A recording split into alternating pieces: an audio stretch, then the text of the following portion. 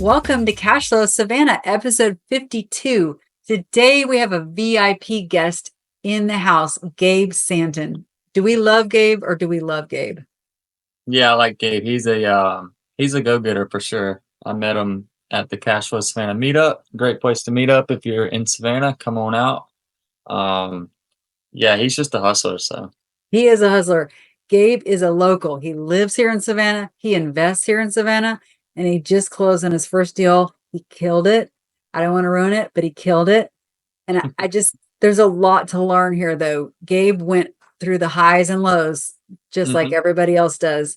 And he's just so impressive. I know everyone's going to really enjoy hearing his story. Did you learn a few things, Chandler? yeah, no, I like listen. I think like rookie, I guess rookie podcasts Yeah. when they're going through their first deal, I always enjoy those. So I'm sure there's a lot of other people that enjoy those kind of things too. Because some people want to listen to like, oh, I got $15 million, but for some reason, I like listening to the rookie house hacks.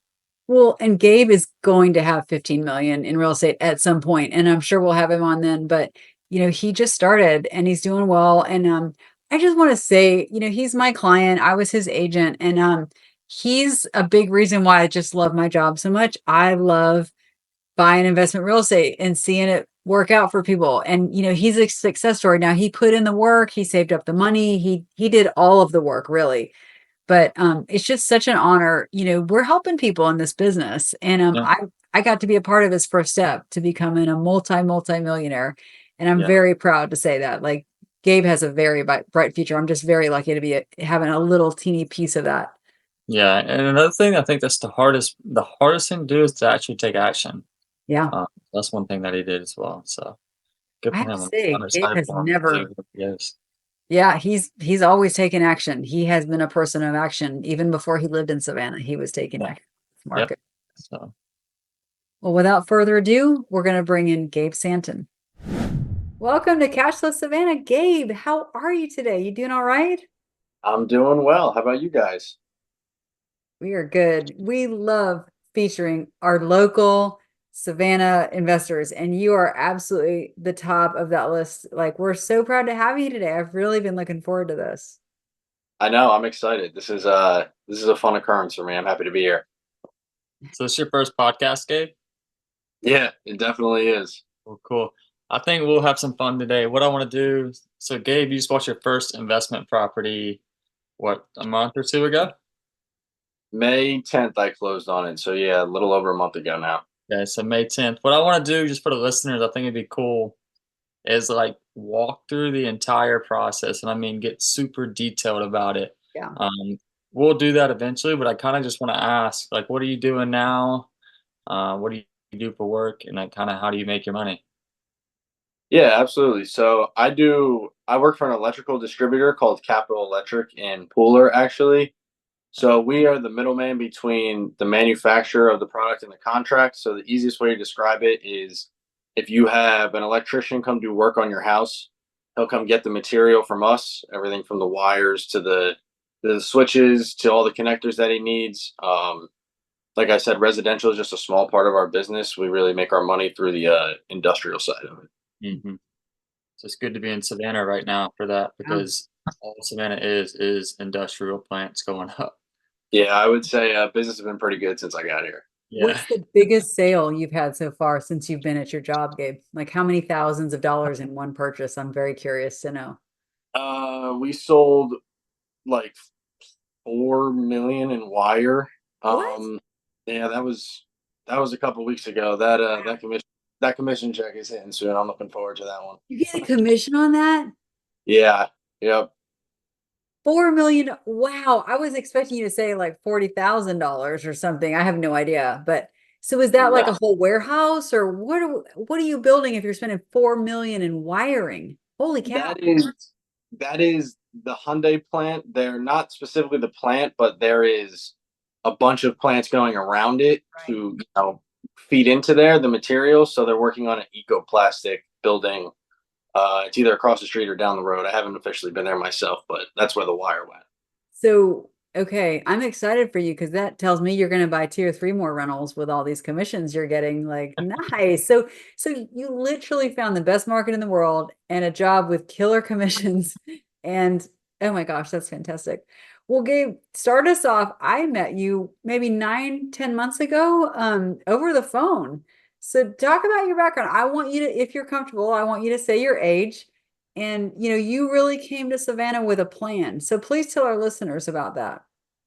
Yeah, absolutely. So I am 23 right now. I am originally from New Jersey. Like you said, we met probably about 9 months ago now on Bigger Pockets. The agent finder is I've used a lot of the finders on Bigger Pockets in my startups, you could say. But I had always been interested in real estate. It's been a couple years now. My plan was as soon as I graduated college to buy an investment property. And looking back on it, that is probably one of the most naive statements I've ever said to myself. It was not as easy as it sounded, definitely. But as soon as I started working in New Jersey, I took a job and moved home for a little bit. And as soon as I got my first two pay stubs, I started getting pre-approved. I knew everything I needed, and I just started getting pre-approved right away. And once I heard about Savannah, it really flipped for me. I looked very hard in New Jersey and nothing really penciled out with all the taxes and the prices. But once I started doing some research about Savannah, I got real interested in this market. And, it was a pretty big commitment coming down here. But to have a job lined up and to have a phenomenal realtor on your side who you can depend on, it made it a little easier. And Gabe, you didn't have any friends here. You literally picked this town for the market, found a job, found an agent, and you were making offers on properties before you even arrived in town. Like you absolutely had a plan. Well, how long were you analyzing properties? When did you start learning about real estate between starting to learn and when you actually bought? How many years was that for you? So I started learning, you could say, during COVID. It's funny. I looked up how to make money passively, and Mhm. real estate came up. And again, that's pretty naive of myself looking back on it. But that was when I started learning. And like I said, my plan was as soon as I graduated college and had that W-2 to show income that I was going to do it. So it's been about a year now. I've been looking for one. Cool. So I want to back up. I want to get really detailed on this.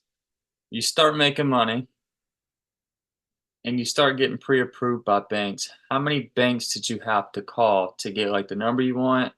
And like how much money were you, all right, I need to make this much to get pre-approved for this much of a house? Was it pretty much one bank or did you have to go to 14 or 15? No, it definitely wasn't one, but it wasn't 14 or 15 either. I would say it was, I had like, I called three local ones in New Uh, Jersey, and then, like I said, I was on Bigger Pockets again, and that's where I found a lender as well. So it took me about 5 or 6, I would say, but I had been ever since COVID, I had been working through college and saving money with the idea that it was gonna go into this investment. yeah. Um, so I had a good stable background of savings, and I had good information to show them. Um, but it's once they see your age, it's a little tough sometimes for them to trust you, no Yeah. matter how mature you sound on the phone. So it took me about 5 or 6 in New Jersey, and then honestly, when I came down here, like I said, Julie is such a great realtor that her team is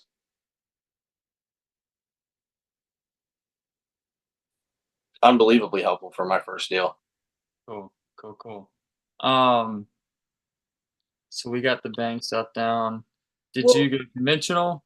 Go yeah, ahead, I'd Julie. like to add to the story really quick, Chandler, if I may. So, Gabe, tell me if I'm telling your story incorrectly, but you really wanted to get a house under contract or purchase it and then move into it, right? So you were looking and talking to lenders as a primary home loan, which is what it was going to be.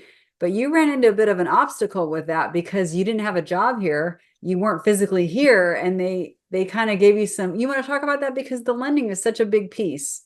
Yeah.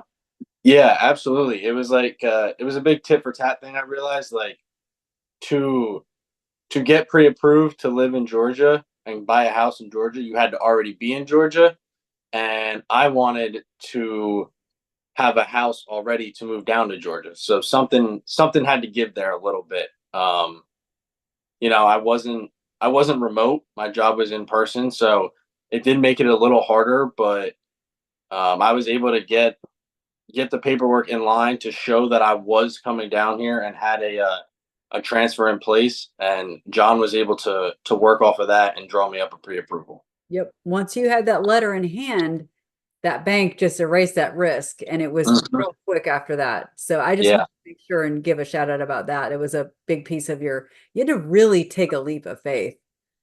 Yeah. yeah. You Didn't that was a funny question with my manager at home. Can I transfer to Georgia? She was like, "What?" Well, that works out. So were you going conventional loan, FHA, or what kind of loan were you trying to get? So at first I was going conventional, or at first I was going FHA and thinking the most minimum down, Mm. and through my relationships and through people that I've spoke to about it, I realized that I would like to go conventional because once you get to 20%, the PMI falls off, whereas FHA it doesn't. So and now that they're honestly like they're you can do a lot with conventional if you're living in the if it's your primary home. So you can again go as low as 10, 5, depending on what you're getting. So I decided to go conventional. I had enough to put 10% down to lower the monthly payment, which is was honestly a great idea because now it covers the mortgage, instead of me having to come out of pocket for any of the mortgage. Yeah, that works out. That's always an interesting calculation. It's like it sounds cool to put no money down, but then your payment is significantly higher.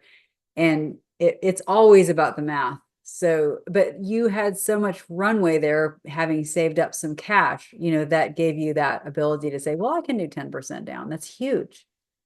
Yeah, I mean it's always about your situation, right? Like I mean, if I didn't have 10% down, it didn't mean I wouldn't be looking for a house, but um I grew up in a pretty logical household, I would say, where you make a lot of decisions out of common sense. So Mm. to go spend your last dime on your on a house that you haven't moved into yet, there's going to be some cost following. So I definitely didn't want to do that. So I 10% was still safe enough where I have enough reserve to handle any issues that may come my way.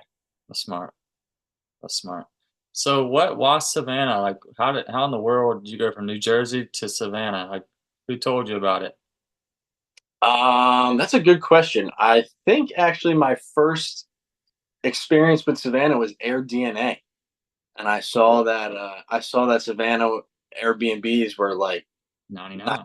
92% booked or something like that. And Not even in the market. Interesting. I, I go You ahead, never Julie. approached me about a short-term rental. That's interesting to hear that.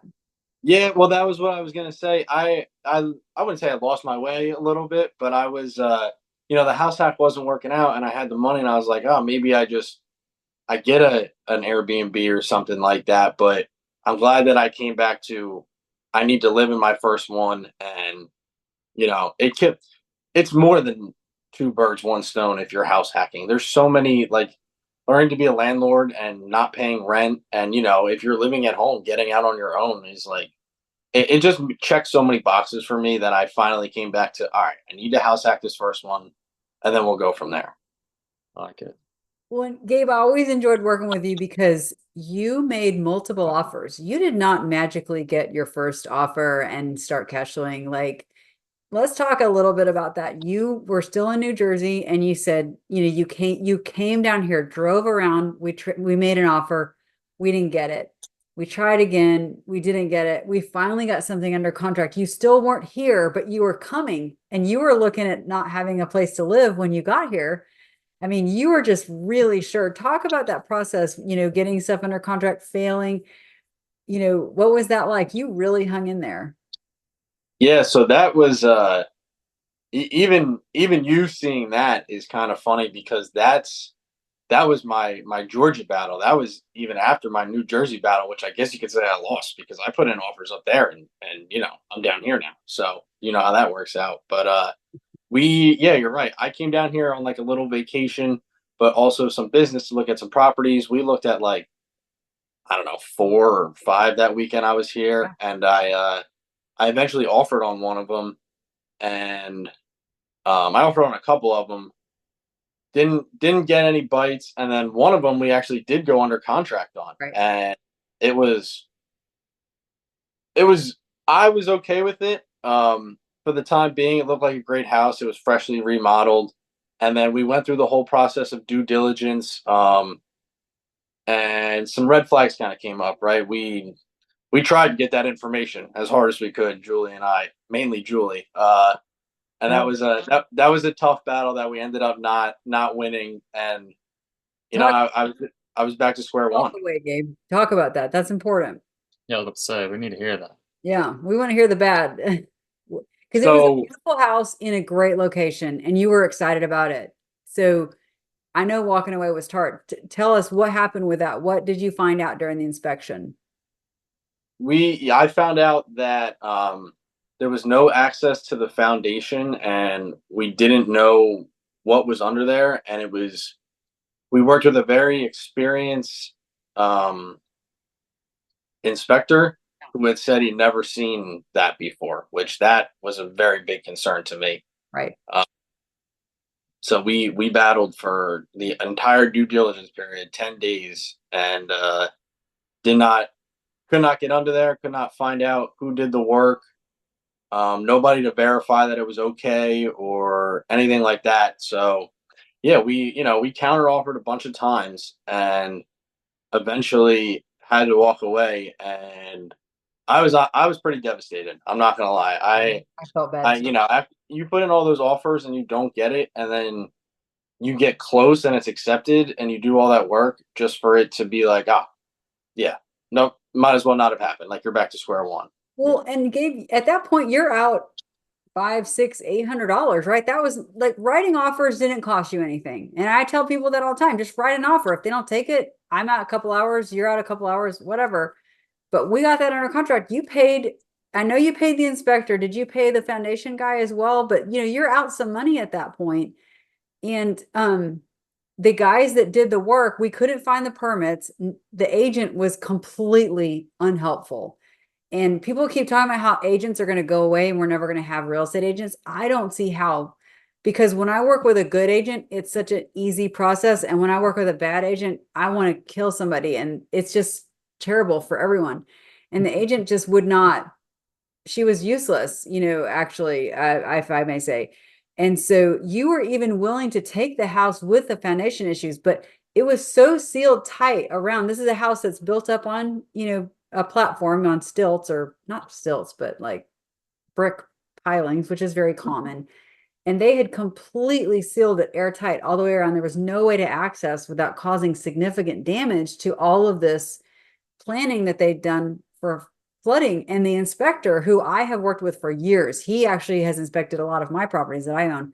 He said, if you have a plumbing issue, which you might right now, we'll never know, the only way to even deal with it is going to be to rip up the floor and go through the floor. There was no getting in on the outside of the home. And it was just like, it was such a huge risk. And we even got a quote for someone to come in and put the appropriate doors and access. It was, I want to say, $16,000. And you were even willing to still take the house at that point, but they needed to reduce the price by that amount. I mean, that was just a huge risk. They just were not interested. I have never seen people they just didn't care. It was crazy. Hmm. They I didn't think that's how that worked, honestly. I thought you give an offer and they counter offer, and you come to an agreement. And I had never seen somebody not budge like that. I Yeah. think they offered to give us like $700 or something like that after the contract was already void. No. It was like kind of a spit in the face, honestly. I was like, why are we still talking to these people at this point? But yeah, I mean, kudos to you too, Julie. You had to deal with that realtor. Anybody who says they doesn't need a realtor has never had a really good one, clearly. Right. And everyone needs someone in their corner, right? Like like that's the thing, is like everyone needs representation, and you've got to have someone with only your, best interest in mind. But yeah, that was kind of brutal. Like she just kept saying, well, go figure it out, go to the courthouse yourself. She would tell me that. Oh, Mhm. I'm Yeah, like, that's great. what? Like if you guys did the work and it's certified, you should have all, I have all my uh the paperwork when I do a new build or a rehab, that's just part of the deal. It was crazy. Yeah. So So go go ahead. ahead, Jay. You got it. Go ahead. No, go ahead, Chandler. I'm taking too much. No, no, no, you're good. All right. So we wanted to house hack. Were you looking for a certain type of house, or were you kind of just running numbers on just whatever worked, or was there like I need 5 bedrooms, 4 baths? What were you looking for? So initially, I was looking for the typical house hack of a duplex or a triplex. Yeah. Um, that was it. It could have been swung, but like I said, I would rather lower it and then have the whole mortgage covered. Like take less and have the whole mortgage covered. So when I eventually switched over to single family homes to rent room by room, I had no problem with that because I had lived with three people in a single family house in college for the last 3 years. Like I'm sure if I was 10 years older than I am right now, I would throw that option out the window immediately. But being where I am right now, I don't have any problem sharing a kitchen with somebody, and you know, potentially at one point it would have been a bathroom. But fortunately, this house that I got is a 3 bed, 3 bath house, and everybody has their own bedroom and their own bathroom. So there's no sharing. Yeah, that works out perfect. I feel like if you do a house hack, the perfect scenario is how many bedrooms there are and how many bathrooms, because nobody really wants to share a bathroom. I don't know why, what that is, but like sharing a kitchen, like you said, that's easy. Sharing a living room, easy. But something about a bathroom, that's kind of like, Yeah. because some people are just nasty. And like, I've had roommates in college. My man was nasty, and I'm I get super that. clean, and we were just butt heads. I'm like, dude, clean the bathroom. So yeah, if I was doing a house hack, it'd be like I need all bathrooms per bedroom. So I think that works out that you got 3 bedrooms, 3 bathrooms. That's awesome. Yeah, this house I'm in now, again, thanks to Julie, I so that house, kind of going back a little bit, that house fell through because of the inspection, and I had to be down here in like I don't know, it was like 2.5 weeks at that point or something like that for work. So I was stressing a little bit, but I hopped on Furnish Finder and I found something on the state streets close to where I am now, and month to month. So I was able to rent that for a month and get down here when I needed to, and then I just started running around the blocks around the state streets. Julie said, this is an up and coming neighborhood. Like you could really make something of this area that you're already in. And I was running one day, ran right past the for sale sign, looked it up online, and got going on the paperwork. Yeah, that works So out. cool. I love the state streets. For our listeners, we call them the state streets in Savannah. If you're not from here, you probably wouldn't know that, but it's Alaska, Alabama, Tennessee, Mississippi. It's all these streets named after states. And I had the opportunity to buy every one of them for under 100,000 back in the day. I didn't buy any of them. I really regret that. But it's very, very close to the historic district. It's literally maybe a mile, would you say, Gabe? Maybe half a mile from the historic district? It's not far. No, it's not far at all. It's 10 minutes to River Street and 20 minutes from the beach. So Yeah. and it's popping around here. I gotta say, I go to the gym. It's 2 minutes away. I go to the grocery store. It's a minute Right. away. Like it's The great it's not location. a neighborhood for sure. But back when I could have gotten these houses for nothing, the Truman Parkway was a giant homeless population, and it was for 50 years, right? And so at one point, they lit a fire under the Truman. They lit all these tires on fire, and it shut down the Truman Parkway. And that was it. This was several years ago. As soon as it happened, the mayor kicked every one of them out, and now we've got multi-million-dollar condo developments right there. So the historic district is encroaching right up onto the state streets, which makes them even more valuable because now you're backing up to $1 million condos. So your property is it's probably appraised even since you bought it a month ago, Gabe. Like you're just in such a great spot. You're right between the historic district and Tybee Island. Yeah, I'm excited. I mean, I've walked into some open houses down the street here since I moved in, and they're asking well more than what I bought this for. Yeah. So Well, and it's like it's funny because your story, we've just had so many emergencies with you needing housing, right? We've always been trying to fill that. And so when you found that house, it was, typically you would do a 30-day close and you had about, I'm going to say 22, 23 days left on your lease and you really didn't want to renew. It was quite expensive. And but this house, may I say, had a really great agent. And I mean, fantastic. And I said, "Hey, can we close like in 2.5 weeks?" And she was like, "Yes." And I told the lender, I said, "John, can we close in about 2.5 weeks?" He's like, "Yes." Because right, none of us get paid till we close. So people are always motivated to close early. Unless you have a seller that has to move out, that's really the only time when you'd really run up against that. And, asking nicely, boy, everyone just worked so hard. It was really exciting to see that process move so quick for you. yeah, I mean, it's crazy to the difference between, like I said, working with a good team and not like everybody not only moved so fast and knew what they were doing in that time. Like I'm probably the one most nervous about all of that because this is my first transaction. So, I'm even asking like the little questions like, can I do this? Can I do that? When is this due? And everybody was just so nice and so punctual about making sure that when I did something, they would follow up on it that day, that night, as soon as they could. And it just makes the experience 100 times easier. When I've had so many buyers use an online lender, that's all I can really think to call them. And may I say, they really mess up the process.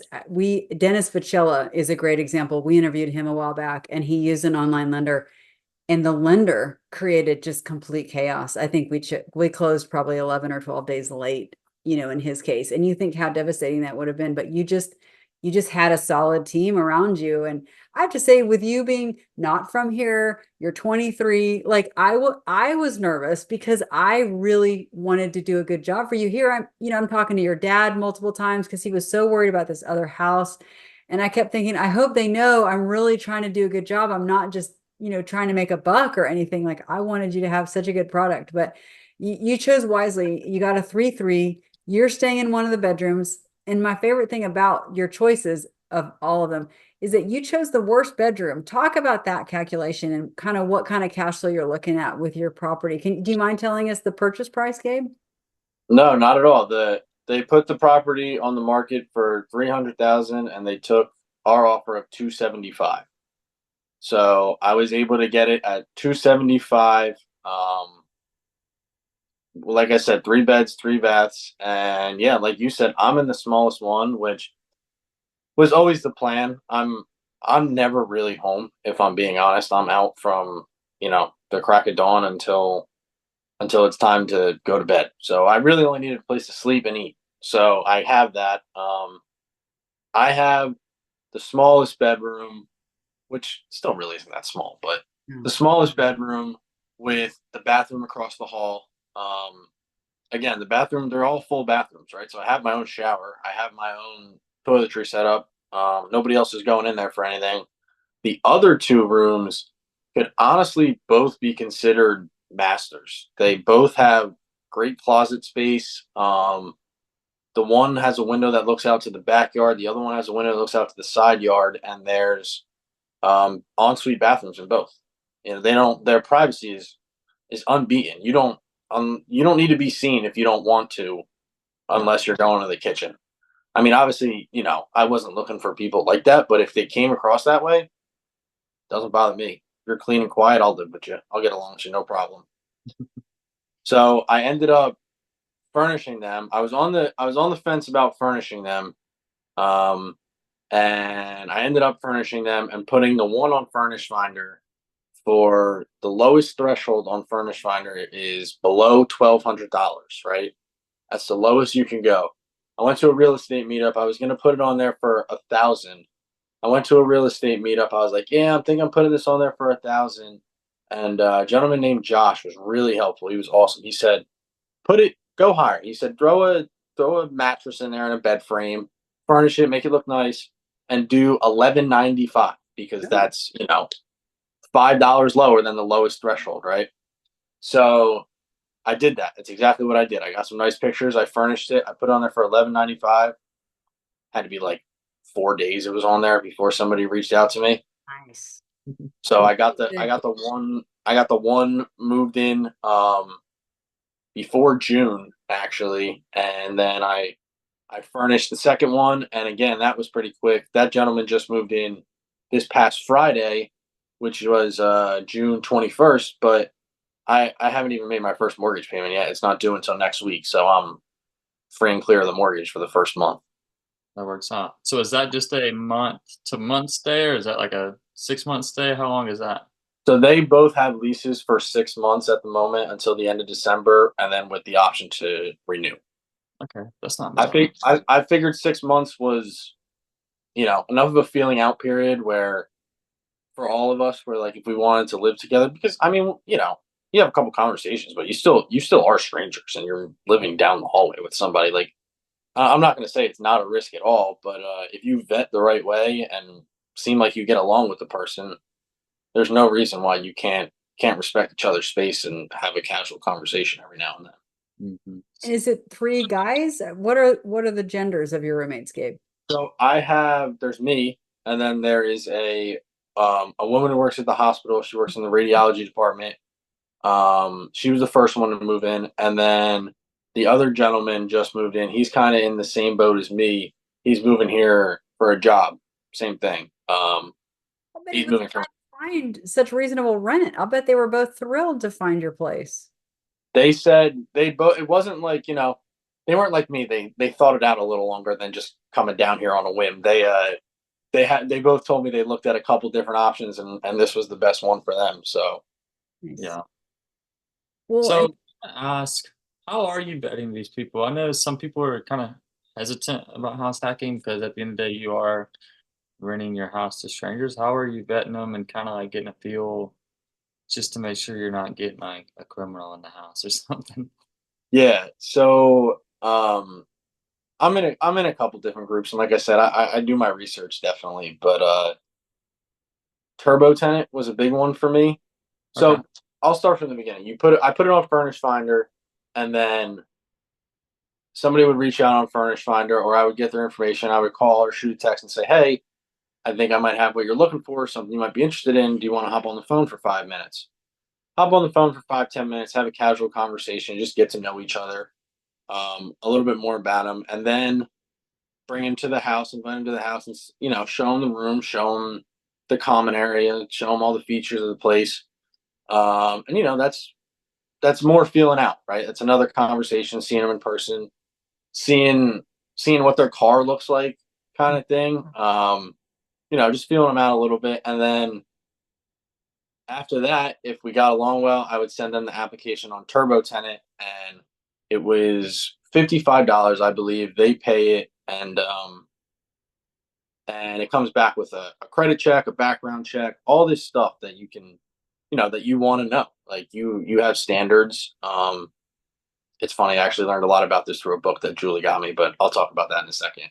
But great. you have standards, and if they meet the standards, and you think you can get along with them, and you're agreeable, you go forward with it.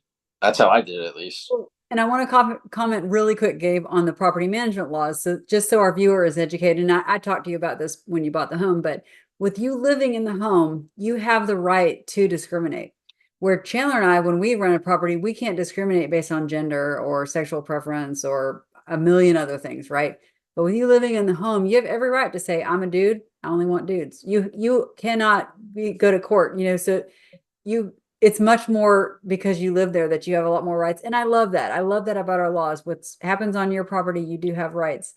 But it sounds like you were very meticulous and thorough with that. And I love that. Like, I'm just amazed at how well you've done, with your first investment. Like, you are managing your own property and you're even cash flowing. Yeah, so it cash flows.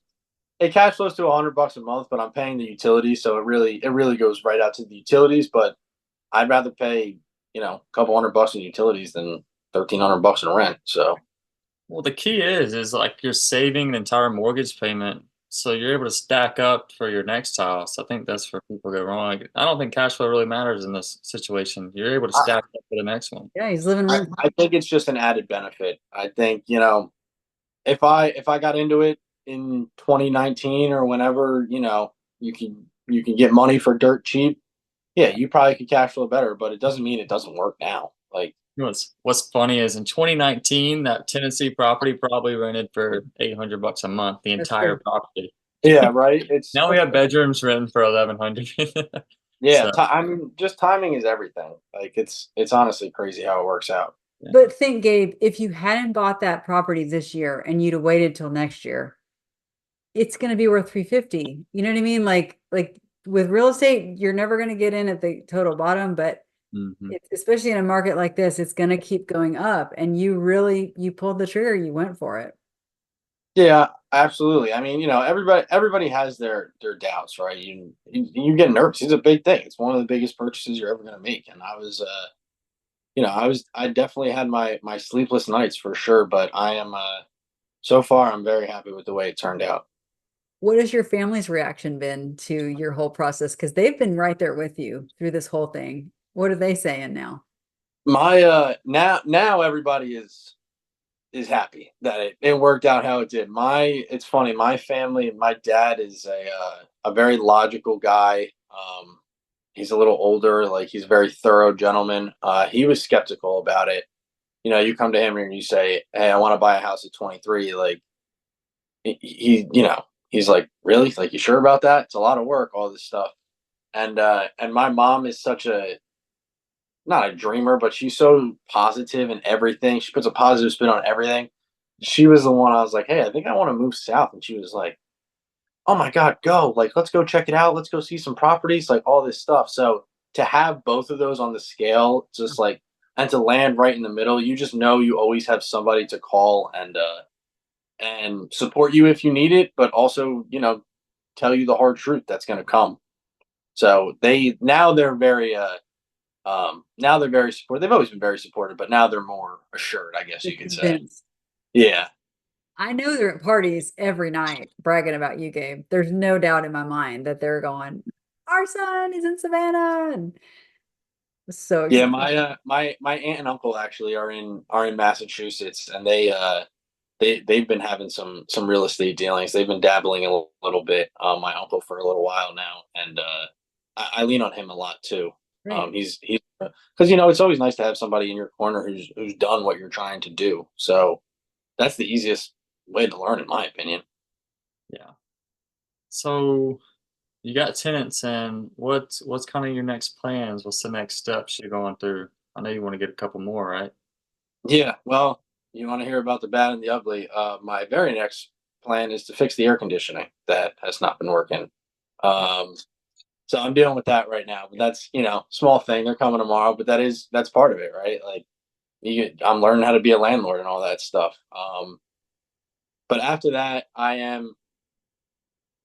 would like to do another one before the end of the year. I'm thinking a flip of some sort, not like gut a house down to the studs and build it back up, but something where I can maybe even just be a partner and sink my teeth into learning the ins and outs of that. Because for your first one to buy it at full price and live in it is not really a big deal, but you're never going to make a killing in real estate if you're buying perfectly flipped houses. Like, you're going to have to learn how to either pay somebody to do some construction and force appreciation, or go in there and force appreciation yourself. So I'm thinking I would like to help somebody in some way who does acquire them and flip them. Like I said, learning before you do something, in my opinion, is the best way to go about it. Yeah. That's great. Gabe, we can also find you what I call a lipstick rehab, which is like painting floors, maybe a Hmm. couple of vanities. And you learn so much doing things like that if you can just get your hands dirty, and you'll learn every single time. So do you think, like, let's say you were going to do a buy and hold, do you think you're going to kind of move into another house hack in the near future? Do you think you're going to stay where you are and just buy full rentals? Like, where's your mindset as far as what you'd like to buy if you were buying it on your own? I don't see why. I wouldn't be doing this again in a year. I think, you know, maybe again I try and go for a duplex that needs a little work or something like that. But I mean, you know, I unless some unforeseeable thing happens, I'm not, you know, taking care of anybody besides myself or starting Right. a family or anything like that. So if I do it now and hold on to all of these and, you know, start renting out this room, my plan is to rent out this room when I'm out and then yeah, do it again. Um I don't see why I can't do it a couple times, honestly. Yeah. Well, our friend Craig Curlup, I mean, he has, I think, 5 or 6, and that's how he built his fortune. You mentioned duplex. I love to tell this story, Gabe, forgive me. But I mean, for you to not be a seasoned investor and to drag you into some of the properties that I did, I kept, kind of being like, is he gonna run? Because I am used to the crazy and the cat pee, but you were in it with me. Like, I really respect that. I've told you that personally, but this is so funny to me. But Chandler, we went to this duplex and it was in the state streets. Gabe had definitely kind of zeroed in on where he wanted to be. And we were looking at everything in the state streets, and these needed work. And one of the units was, I mean, it was okay. It needed a good bit of work, but there wasn't a lot of drama. And there are tenants inside both, which makes everything crazy.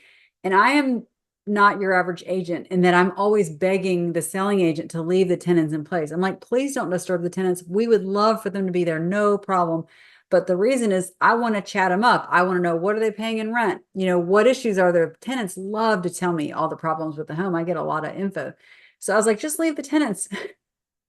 And here I take you with me. We go in the second unit, and I mean, it was a whole family staring at us. It's maybe 800 square feet. What do you think, Gabe? It was not a large, it was 600 to 800 square feet per side, two, one on each side, 2 bedrooms, one bath. But the second one was filled with people and pets. And dogs and yeah, there was a reptile in the kitchen, you said, right? I didn't even see it. She was like, "Did you see that lizard on the stove?" I was like, "No," and I didn't want to. Then a giant lizard cage on the stove, of all places to put a lizard. It was Thank God I didn't see that. I would have ran out of there. Oh, it was not like everywhere you turned. Like, first off, there were dogs barking at us everywhere we went. There were people just literally staring at us, not really wanting us to be there. That's uncomfortable. But I'll never forget the fish cage in the living room. I know some of you are just listening, but the living room is not that big, okay? And there's a tank in the living room that takes up about an eighth of the space of the room. It's the hugest, it's like, I don't even know, an 800-gallon tank in a 1,400-gallon living room or something. Like, it's just this huge tank, and it's disgusting. It's filled with crap. It's filled with fish, and inside the tank is this sucker fish. I mean, it had to have been 12 inches long if it was a day. And I've never seen a suckerfish so big. Usually they're maybe a couple of inches. And I was looking at this suckerfish and thinking how much crap it had eaten in order to grow that big in that Yeah. tank. It was horrible. I was so traumatized by that fish tank. I was like, oh my gosh. So I'll give my perspective on Yeah. that whole thing because this is where working with you has increased, you know, my knowledge tenfold at this point. Like, and I've worked with realtors who would open the door, stand by the front door, and then that's it. Like, you know, they let you in, they let you out, they lock the door. But Yeah. going like being with someone like you, Julie, it's been so helpful because we'll go tour a property like that and you'll say, okay, this needs fixing, this would be about this much. I know a guy that can do this. And it's like it's so reassuring to just know that somebody is there and has done it and it's not just somebody opening and closing a door for you. No, it Mhm. shouldn't be. It absolutely shouldn't be. Well, and you had cojones just to walk in there with me, but you were willing to go home and write an offer. Like, it was the right location. It was a pretty decent price. I want to say it was like 260 for a duplex. But I was very concerned for you because do you remember what I said to you when you were ready to write an offer? What was my first question, Gabe? Do you remember? Was it how much do I have in reserves for How the much for the cash do you have? Right? uh, Was I in your business? Was I wanting to tell all my friends? Was I going to call Chandler? Why did I ask you, how much cash do you have, Gabe? Because I didn't know. Why did I because ask that question? you wanted to make sure I was set going forward with the amount of money that it was going to take to get that up. Right. I'm Absolutely. not in this for the commission. I freaking love buying rentals. And I'm looking at I think it was 260. I can't remember, but I think I it was. just And the tenants were they weren't paying a ton, which we could have gotten that up, and I understand that. But both units needed a ton of work. And my concern for you, because I didn't know how much cash you had, but if you were going into that transaction and using all of your cash on that 10 or 20% down, how are you going to pay for all of the repairs, right? I walked around going, there's at least 50 to 80K worth of repairs in this building. Not that you have to have it perfect day one, but that was my concern. It's like, where's that going to come from? So that's what my first question. In fact, I didn't even write an offer for you. I kind of told you no. Yeah. I figured you didn't have 150 sitting around. If you'd have said, Julie, I've got 150,000 in the bank, I mean, like, let's go. I am confident for you that you can take this down and rehab it. But if all you can do is take it down and then you can't afford to fix anything, pretty soon you're going to have two empty units that aren't cash flowing. You're in trouble, right? So, Yeah, absolutely. I mean, that's the thing about, you don't always want to hear you're doing a great job. You want to hear what you need to hear. At least Yeah. I do. I mean, I don't know. that's right. That's how you learn is feedback, right? So that's for you to not just say, "Oh yeah, look at this. This is nice. We can keep this." I think you could do it. That that's how people go broke. Is listen to other people. You gotta, take people's considerations in, but ultimately it's your decision at the end of the day. Yeah. I think it's a lot of things people like don't consider when buying like rentals is they don't consider vacancy rates and Yep. capex. I see a ton of people don't ever write those numbers in, and it just kills them. Like vacancy rates is like the silent cash flow killer. If your property sits for 2 months, like that'll kill an entire year of cash flow right there. So Yeah. yeah, that's smart of y'all to be talking about that beforehand. And I think it's good to have a little bit cash left once you do buy a property Right. to because like you said, look, his AC's out, so he has a little reserve. He's not stressing out because you didn't spend it all trying to flip the property, you bought something for him keep. So I think that's a good thing. Y'all did that. Yeah. Yeah. You bought a recent flip. It didn't need repairs. I don't even know if I knew exactly how much cash you had, but at that point, when I saw what you ended up buying, I wasn't worried about your cash because I knew you didn't need 80,000 worth of repairs and you Mhm. could handle it. And the other thing that I want to compliment you on is that you bought a house that you could afford on your own, right? You could live there if you really wanted to. You could live there by yourself. Your tenants are almost gravy, but you've got a plan. Yeah. I mean, I was fine. Eventually, I was fine. Covering part of the mortgage and paying the rest of it. But this is, like you said, this is gravy. This is the icing on the cake that they cover the whole thing. So Did Gabe, did the bank consider your rental income as part of your income when they did the loan? I don't think they did. they did not because it was a single family. Okay. So when it was a duplex, like it had originally planned to be, or a triplex, whatever it was, then yes, they did. But for the time being, no, it's not considered in any loans. And that's where the bank is your friend in that if a bank is telling you it's too much risk for us, that also means it's probably too much risk for you, right? So for you to buy something, that you could afford and John, who's your lender, he's my friend and we talked about you many times and he said, Julie, I approved him up to X, but I would feel a lot better if he would stay under Y.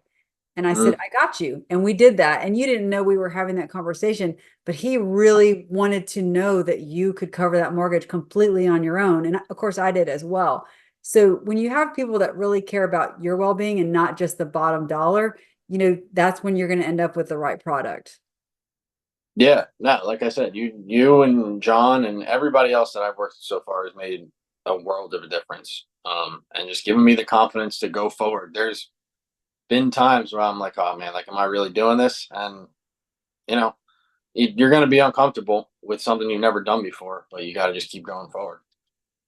Well, I want to ask you the day you closed, I knew you were going to house hack. I handed you the book on house hacking by Craig Curlop. Tell us, what did you get out of that book? Because you had the opportunity to read it as you're literally in it, right? You weren't reading it in advance. You're reading it inside the house that you're going to house hack. Did he give you some really good tips and tricks that you didn't expect? Absolutely. So I got the book. Um, this is why you should get a good realtor who cares too, because she bought the book for me.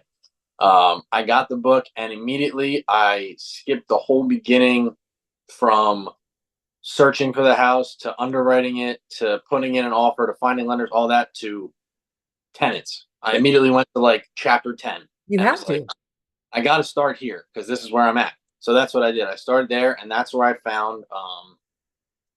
That's where I found not found Furnish Finder. I'd known about that, but like my listing on Furnish Finder, it's in. If you read that book, it's copied and pasted with my information. Good. Like I just tweaked it a little bit, put it on there. Um, and that's not like cheating. Like everybody uses like Chat GBT and stuff like that. Like it's not like you're getting graded. You want to be as resourceful as possible. Um, but yeah, I my tenants reach certain standards, credit score, background check, all that because of that book and because of that chapter. Good. And from there I went forward with what I don't know, it ends with like how to get your next one or how to start saving reserves and how to track all your expenses, which I'm still trying to do now. I'm still trying to figure out, is Excel good enough? Do I want to download like QuickBooks or something like that for me? Um so I did that, and that's because that's where I'm at now. You become a landlord. And then I went back to the beginning of it and read back to where I started. Yeah. So I have read the whole book, just kind of middle to end, beginning to middle. Well, that's smart because Craig really, I think he really promotes a 4 or 5 bedroom home, and you got a 3 bedroom. So I'm glad you read that later because you can do that next time. So in a way, you didn't have that clouding your mindset, where it has to be 4 bedrooms for it to work. No, you're doing it with 3 bedrooms and doing it well. Yeah, I just feel like if you read, at least me, like I can get swayed so easily. Like you read all this information like on in books and on social media, you're like, all right, I have to do it this way. And then you wake up the next day and you see something else that says, don't do it that way that they just said, do it this way. So I mean, like I said, you have to take all that into account because they've done it, but you still have to do it your own way. Yeah, that's not just you. I think everybody gets swayed back and forth. I I do I it. I haven't been on Instagram in like probably a month because I was just so much information on there that I was like, all right, I need to stop just looking at this and how these people are doing it and just do it myself. I need to do that then. It's tough for the first couple days, let me tell you. Yeah. Is there anything different you would do like for younger people that want to do what you're doing? Like, is there anything unexpected that you're kind of like, wow, I didn't expect this? um, Or you're pretty smooth with everything? I mean, that's a good answer too. no, that's definitely not true. I'm trying to hone in on one thing. I would say just going from renting to owning, at least in my experience. Like I had to come in here and I had to set up you have to set up a whole house. Like I had never been in a place where I had to that's not true. I had never been in a place where I had to set it up nicely No. for other people. I've set up my own stuff obviously, but to to put stuff together, like, does this couch go with this? Do I want this to be orange and compare with this brown? Like that's not necessarily my strong suit, is designing, interior designing, but I knew that I could stick to the basics, and um I didn't think I had to hire anybody for that, and I didn't, and it worked out pretty well. So that might be something that people run into, and it might be something that I run into in the future when I have a little more cash maybe on me. I'll hire somebody to do that, but I didn't hire anybody to do anything in this place besides like fix a boot on the roof or something like that. Like You, it was all hands on. yeah. Didn't you do build all the furniture yourself? And Oh yeah, I built all all the furniture myself. Scoured Facebook Marketplace. Met up all those sketchy places on Facebook Marketplace to make all those deals myself. Yeah, it was an interesting couple of weeks for sure. It's still interesting. I mean, every day is something new, definitely. been there. Wow. Well, thank you, Gabe. Your story is so fantastic. It's such an honor to have been able to work with you and to have you as part of our real estate investor community here in Savannah. And, I know you're going to be teaching others very soon. And really, you're starting doing that with this podcast. I hope you know that there are people out there that need to hear, someone saying, "Hey, I did it," and I'm a success story, and you can do it too. You have any advice for other young 20 somethings that really want to get into real estate? Well, what's the first step? Do your research and learn to underwrite them. The underwriting is definitely a lot easier if you're living in it. I'll say that, but I would say do a house hack. I've learned to be, I've learned to be a homeowner. I learned to be a landlord. I've learned so many things along the way that it's just a matter of, it's just a matter of doing the next thing. The hardest people say the first deal is the hardest. I'm, I've only done one, so it was definitely the hardest. But I'm obligated to say that the hardest one is the next one that you haven't done yet. In my opinion.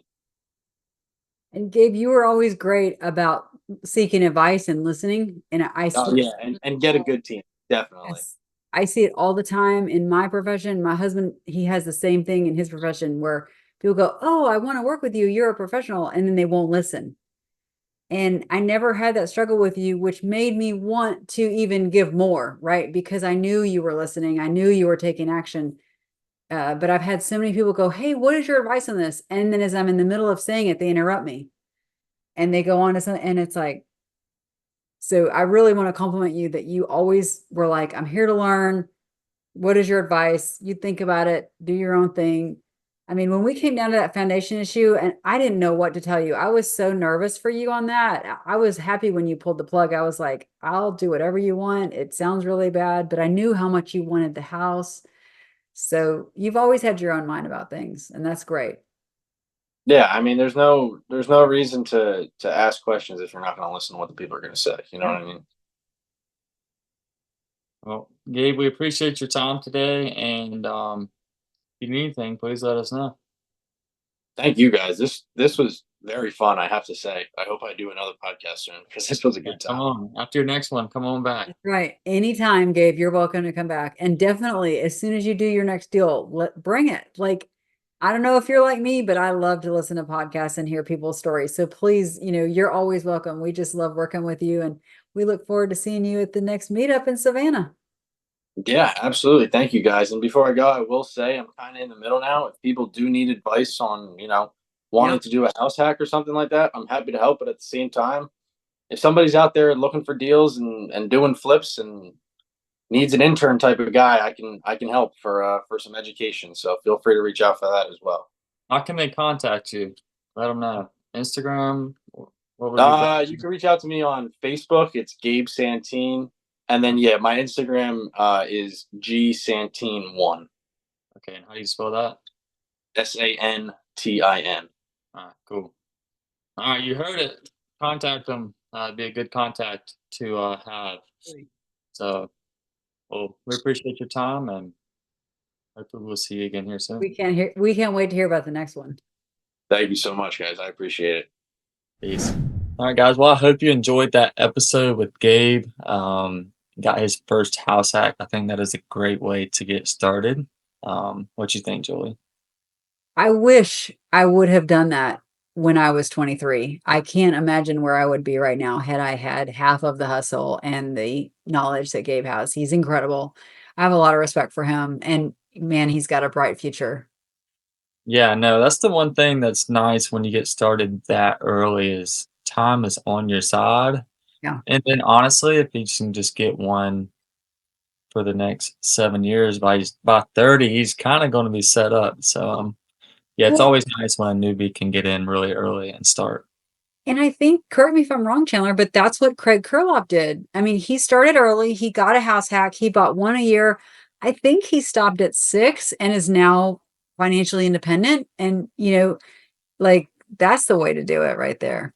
Yeah, no, honestly, like I love, you don't really need that much. I mean, it depends what you want to do. Obviously, like Craig Kurloff's kind of a guy. He's like, dude, I just want freedom and do whatever I want, whatever I want. But some people are like, want multi millions of dollars and this big lifestyle. But I mean, if you just want your time freedom, it doesn't really take that much. If you just keep it simple, I mean, it's not easy by any means, but it's simple. I don't know if that makes sense.